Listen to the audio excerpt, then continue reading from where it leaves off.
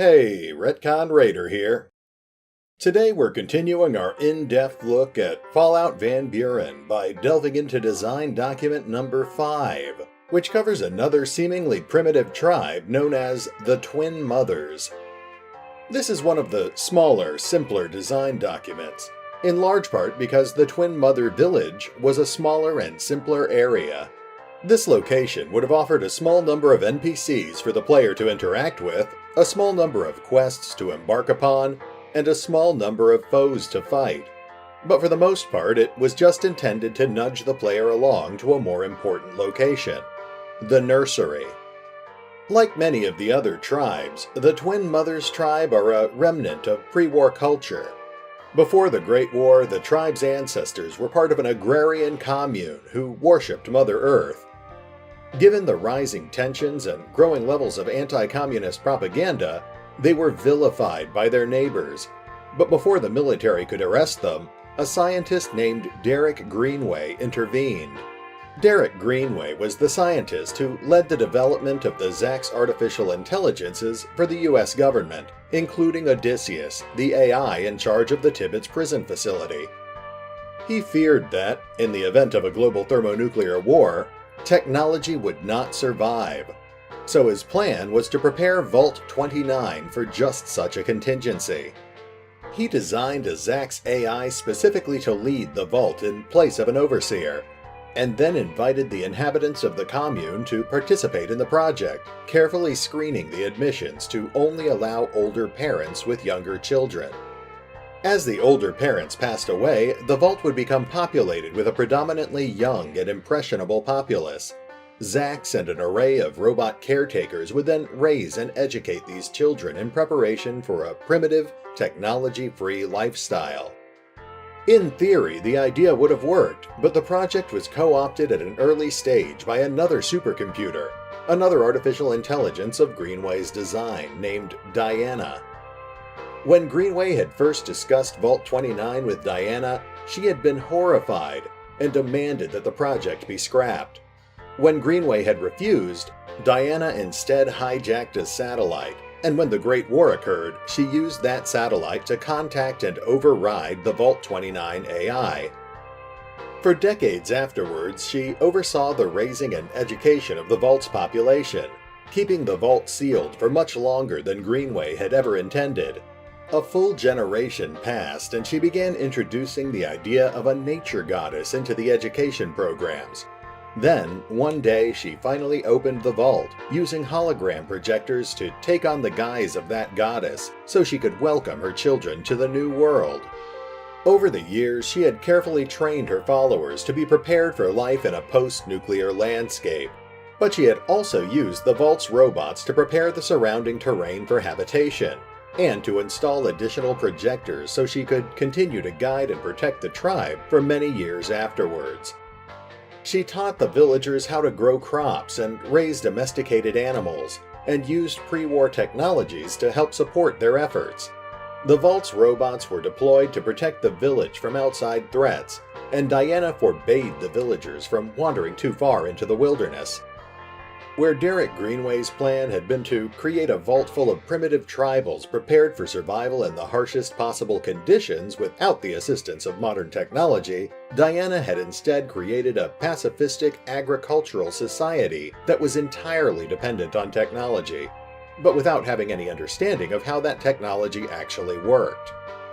As a result, the Twin Mothers became a very prosperous but also very sheltered society, with little need or interest in the outside world.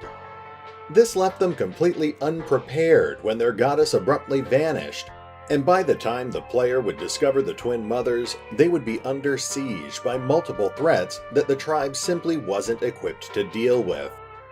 From an inspirational standpoint, the Twin Mothers tribe is loosely based on the Anasazi, and their tribal name is a reference to their two gods, the moon goddess Diana and her consort, the Sun, almost certainly a reference to Diana and Zax 29. The tribe had two leaders, a male and female chieftain who essentially mimicked the roles of their gods. The female chieftain would govern the tribe's laws and daily affairs, and the male chieftain instead coordinated the development and distribution of the tribe's food, clothing, and shelter. The planned village location was fairly simple. Like the Anasazi, the twin mothers would live in a series of pueblo dwellings built into a sheltered cliff face, with their fields and herds at ground level. Beyond the village itself would be the Forbidden Lands, the canyon that led to the entrance of Vault 29, an area that Diana actively discouraged the villagers from entering. Beyond the village, valley, and vault, the only other planned sublocations were a pre-war satellite dish, which Diana used to communicate with the village, and a small series of mystery caves filled with dangerous creatures. Due to the way their culture had been shaped, the tribal mothers were very friendly and welcoming, and the player would be greeted warmly upon arrival by the tribe's two current chieftains, Alaya and Eldron. Assuming the player came in peace, they would welcome them into their village and speak with them at length about the tribe and the current troubles that they were facing. But despite these obvious quest hooks, the chieftains would refuse if the player offered to help. The player could still take steps towards helping the villagers, but they would have to do so of their own accord. The villagers would not request their help, nor would they offer any physical rewards. The only quest that either chieftain would have to offer was relatively minor. Eldron wished to marry Alaya, and while she was willing, she refused to go through with the marriage until the union had been blessed by the goddess Diana. Eldron would ask the player to assist him, and the player could resolve the issue by either somehow reconnecting Diana to the village, or by simply convincing the village's shaman that she was a suitable agent of the goddess, and thus could bless the union in Diana's stead. Aside from Alaya and Eldron, the only other villagers of note would be Helia, the tribe's shaman, and Ruth, a daughter of Hecate who was sent to displace her. Helia was largely intended to act as a source of information about the tribe's history, or at least their understanding of it. Ruth, on the other hand, would serve as a valuable source of information about the Daughters of Hecate. Like most of her brethren, she was sent to the Twin Mothers tribe to essentially undermine them at the behest of her own goddess. But after arriving in the village, she was flabbergasted when she actually met Diana, or at least a pre-programmed hologram of the goddess. Hecate had never manifested before Ruth, and Diana's ability to appear before her followers shook Ruth's faith. She ended up renouncing her worship of Hecate, instead converting to the worship of Diana. Unfortunately, Hecate still expected her to subvert the Twin Mothers tribe, and thus far Ruth had resorted to sending false reports back to her superiors, but she constantly worried about what would happen when Hecate finally decided to send her warriors to seize the village. If the player took the time to speak with Ruth, then they could discover her dilemma. She had genuinely repented from her former evil ways and would now want nothing more than to protect her new tribe. The player could, in theory, help Ruth, or they could inform her superiors about her deception. But that's a subject for another video. A more immediate issue that the player could deal with would be the creatures that were raiding the village's crops. The player would be able to track them back to a sublocation known as the Mystery Caves, where they would discover a mixture of various foes to battle. This would include a number of field rats, giant slugs, immense ants, and a massive queen ant. Unlike many of the other quests or challenges in the game, the Mystery Caves were presented purely as a combat location, and the player's only rewards would be experience points and creature-based loot, as well as that warm and fuzzy feeling that came with doing a good deed. Beyond the hungry creatures, the other outside force threatening the tribe would be a band of raiders known as the Scorpion's Bite. This group was led by an opportunistic raider named Burke, who had recognized the tribe as being unusual. While he was happy to simply demand tribute from them, he was also aware of the pre-war structure in the Forbidden Lands, and was preoccupied with trying to find a way inside in hopes of discovering valuable pre-war loot. The player would be able to confront the raiders in the Forbidden Lands, an area the raiders knew that the tribe would never follow them into. There, the player could meet Burke and the other raiders, including his two sub-leaders, Sharon and Trisha, and the player would have to decide how to deal with them. If the players spent some time getting to know the raiders, then they would quickly realize how tense things were around the camp. Burke was obsessed with finding a way into the vault, but he was keeping it a secret from the other raiders. His girlfriend, Trisha, was trying to convince him to send information about the tribe to Caesar's Legion, in hopes of gaining favor with Caesar. Sharon, Burke's ex-girlfriend, was instead encouraging Burke to simply take over the village, and didn't understand why he kept refusing to do so. Depending on how the player approached the raiders, they could theoretically be offered various deals. Sharon felt that Trisha was a bad influence on Burke and would hire the player to kill her, though she'd want it to look like an accident.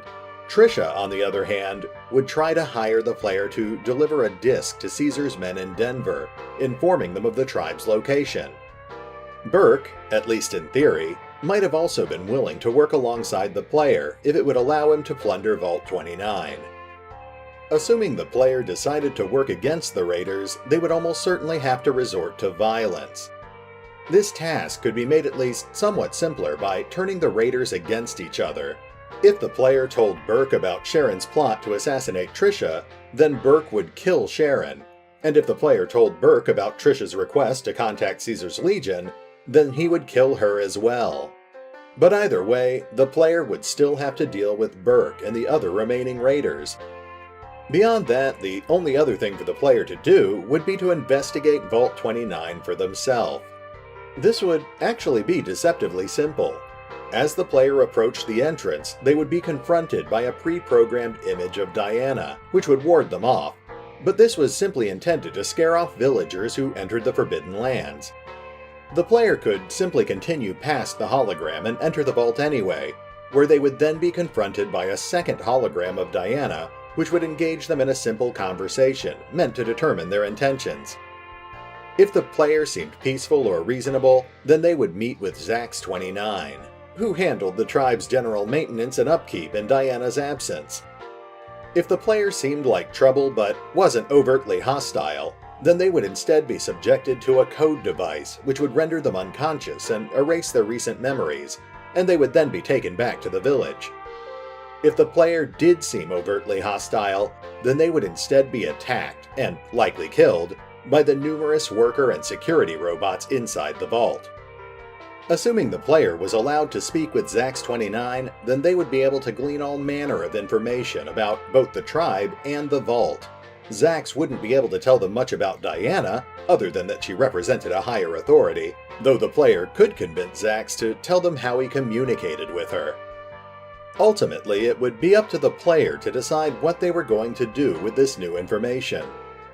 The most altruistic thing to do would be to simply leave the vault as it was, but to use the satellite dish to discover Diana's location, which would in turn point them towards the nursery. This would allow them to progress the main storyline, and also put them one step closer to restoring the tribe's goddess. Players who found the situation morally objectionable, or perhaps who simply wanted to upset the status quo, could instead bring the chieftains of the tribe to the vault to meet Zax. This would effectively destroy the tribe's faith in their gods, likely resulting in the eventual dissolution of the tribe. Less altruistic players with appropriate technical skills could instead try to reprogram Zax, essentially setting themselves up as the tribe's new god, providing them with a new constant source of supplies at the tribe's expense.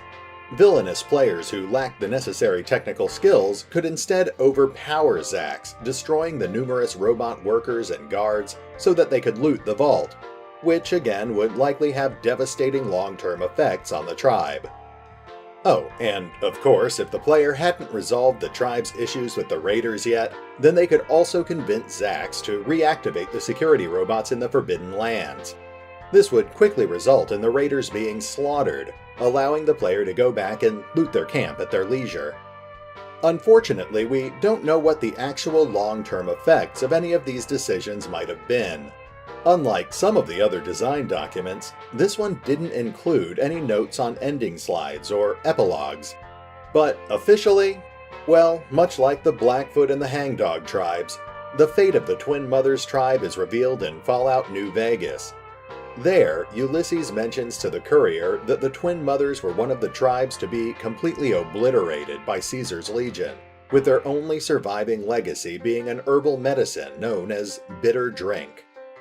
A sad end to one of the very few genuinely peaceful and altruistic cultures in the post-apocalyptic wastes.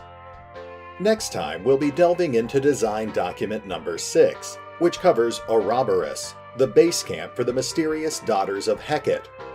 We've talked about them more than once over the last few videos, so it's about time that we finally took a deeper look at this mysterious and malevolent tribe. But until then, this is RetconRaider, signing off. Thanks for listening.